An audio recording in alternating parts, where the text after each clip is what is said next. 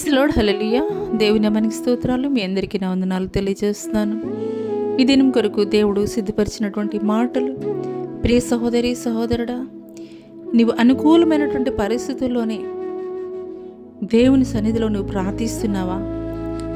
నీ యొక్క ప్రతికూలమైనటువంటి పరిస్థితుల్లో నువ్వు ప్రార్థించలేనటువంటి స్థితిలో నీవు ఉంటున్నావా?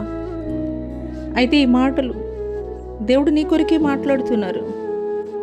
ఇటు శాసనము సంతకం చేయబడినని దానియేలు తెలుసుకొనినను అతడు తన ఇంటికి వెళ్ళి యథాప్రకారముగా అనుదినము ముమ్మారు మోకాళ్ళును తన ఇంటి పైగది కిటికీలు యెరూషలేము తట్టునకు తెరవబడి ఉండగా తన దేవునికి ప్రార్థన చేయుచు ఆయన్ను స్తుతించుచూ వచ్చెను. అవునేస్తమా, దర్యావేషు రాజు 30 దినములు ఏ ఒక్క దేవునికి కూడా మీరు మొరొక్కడానికి వీలు లేదు, నా యొక్క ప్రతిమకు మాత్రమే మీరు మొక్కాలి అని ఒక శాసనము రాజు వెలువరించినటువంటి పరిస్థితుల్లో కూడాను దానియేలు అనుదినము తాను ఏ రీతిగా అయితే యెరూషలేము తట్టు కిటికీలు తెరిచి ప్రార్థన చేస్తుండేవాడో, అదే రీతిగా ఆ శాసనం వెలువడిన తర్వాత కూడాను అదే రీతిగా దేవుని తట్టు తిరిగి దేవుణ్ణి చూస్తూ ఆయన ప్రార్థన చేసినటువంటి వాడిగా ఉన్నాడు. అందుని నిమిత్తమే దానియేలుని సింహాల బోన్లో పడవేసినప్పటికీ కూడాను ఆయన ప్రతికూలమైనటువంటి పరిస్థితుల్లో చేసినటువంటి ప్రార్థన చూసినటువంటి దేవుడు సింహాల నోళ్లను మూసివేసి దానియేలుని క్షేమకరమైనటువంటి పరిస్థితుల్లో ఉంచాడు. ఈ మాటలు దేవుడు నా కొరికే మాట్లాడుతున్నారని నీవు విశ్వసించగలిగినట్లయితే నీ జీవితంలో దేవుడు నీకు మేలు చేసినటువంటి సందర్భాల్లో మాత్రమే కాదు నీవు దేవుణ్ణి ప్రార్థించేది.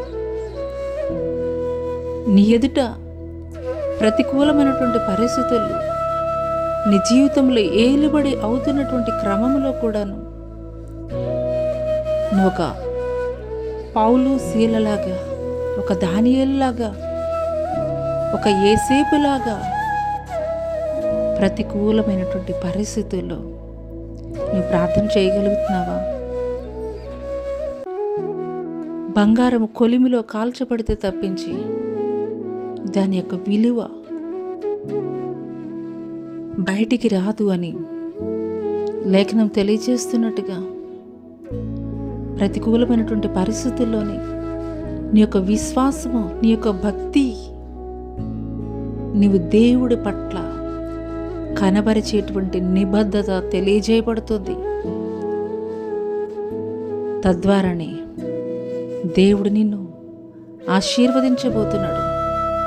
ఒక దానియేలుని, ఒక యేసేపుని, ఒక పౌలు శీలల్ని ప్రతికూలమైనటువంటి పరిస్థితుల్లో వారి దేవుని మీద ఆధారపడి దేవుని ప్రార్థించినప్పుడు వారి జీవితాల్లో ఘనమైనటువంటి కార్యములు జరిగించినటువంటి దేవుడు నీ యొక్క ప్రతికూలమైనటువంటి పరిస్థితుల్లో నీవు కూడా మోకరించి ప్రార్థించగలిగినట్లయితే దేవుడు నిన్ను కూడా ప్రతికూల పరిస్థితుల్ని అనుకూలపరిచి ఘనముగా దేవుడిని నిలబెట్టబోతున్నాడు. అటి కృప దేవుడు నీకు దయచేయను గాక. ఆమెన్.